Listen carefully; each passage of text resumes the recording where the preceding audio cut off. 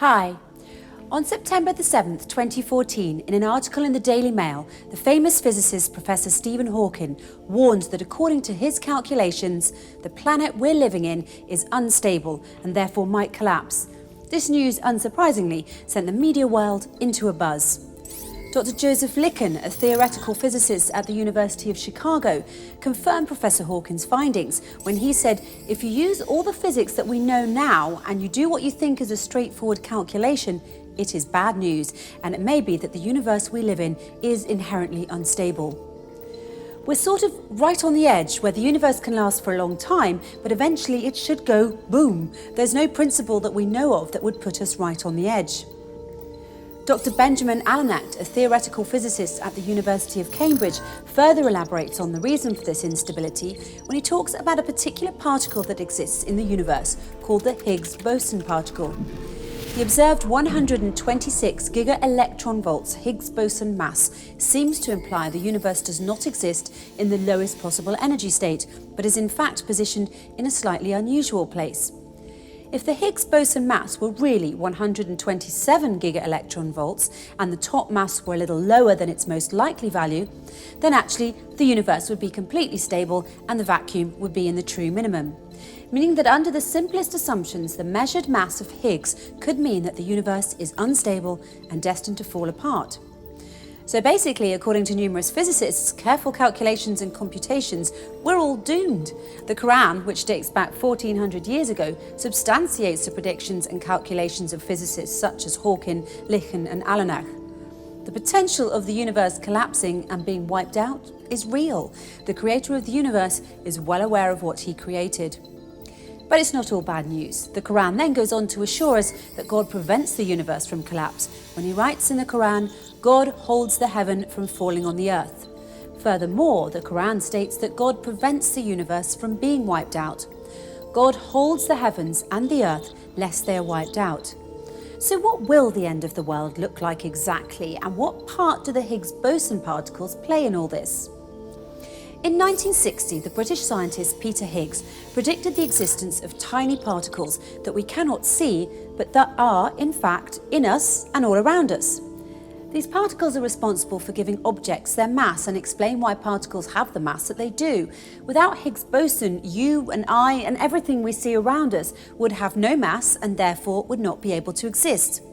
The other physicists at that time also agreed with Mr. Higgs that this particle exists, as he had sound calculations to prove his theory, and they called these subatomic particles Higgs particles, after Peter Higgs. On March the 14th, 2013, about half a century after it was first predicted, scientists at CERN, the European Organisation for Nuclear Research, tentatively confirmed they have found the Higgs boson particle, and the Nobel Prize in Physics was subsequently awarded jointly to Peter Higgs and his colleague François Englert. In order to discover the subatomic Higgs particle, CERN had built a large hadron collider at the cost of about $10 billion to simulate the conditions of the formation of the universe.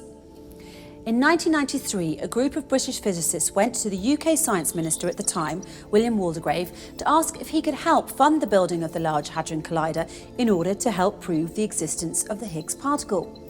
Having no clue what they were talking about, Mr. Waldegrave announced he would award a vintage bottle of champagne to the physicist who came up with the best way to explain the Higgs field and the Higgs boson to the general public. And it was Professor David Miller who took home the prize with his famous analogy. Imagine a cocktail party of political party workers who are uniformly distributed across the floor, all talking to their nearest neighbours. If the ex-Prime Minister Margaret Thatcher enters the room, many of the workers will run toward her and form a cluster around her. As she moves, other workers run toward her, while the ones she has left return to their places. Because of the knot of people running toward her forming a cluster and then returning back to their spots, she acquires mass. These clusters, which run towards Mrs. Thatcher and then disappear as they return back to their spots, are an analogy to Higgs bosons. So if that's the Higgs field, how does the Higgs boson fit into all of this?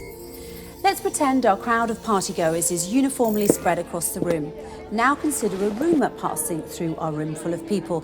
Those near the door run to hear it first and cluster together to get the details. Then they return to their original spots and tell their neighbours, who then run and cluster together to hear it too. Then they return to their original spots and tell their next neighbours, and so on. The result will be a wave of clusters running across the room that disappear as soon as they run. These clusters are an analogy to Higgs bosons. So to summarise, Higgs boson is an elusive subatomic particle that we can't see, but can see how it gives particles substance or mass. It's essentially what gives shape, size and mass to everything that exists. But the problem is that the Higgs particle that the LHC had found possesses a mass of approximately 126 giga-electron volts, and this has made physicists rather nervous because they believe it should be 127. According to physicists such as Stephen Hawking, Joseph Litton and Benjamin Allenach, this discrepancy could very well mean the collapse of the universe and everything in it, including you and I, as everything will become massless, and they are not alone in their assertions. In fact, the Quran also swears that this will take place when the world ends, when it says, "It is the day when people will be like scattered moths, and the mountains shall be as loosened wool." People like moths and mountains like wool sounds like mass loss to me. But there's something else too.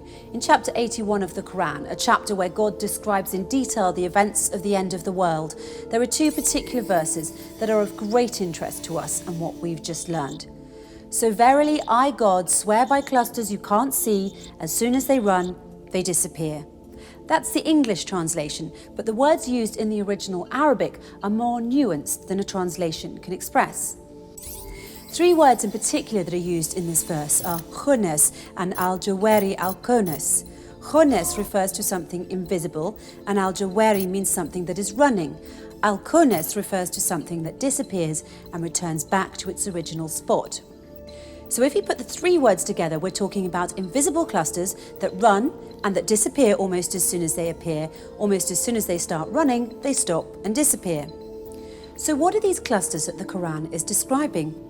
They're none other than the infamous and elusive Higgs boson particles, which explains why the end of the universe will come about not due to volcanic activity, meteor showers, or an asteroid hitting the Earth, as NASA claims. The universe will end due to mass loss.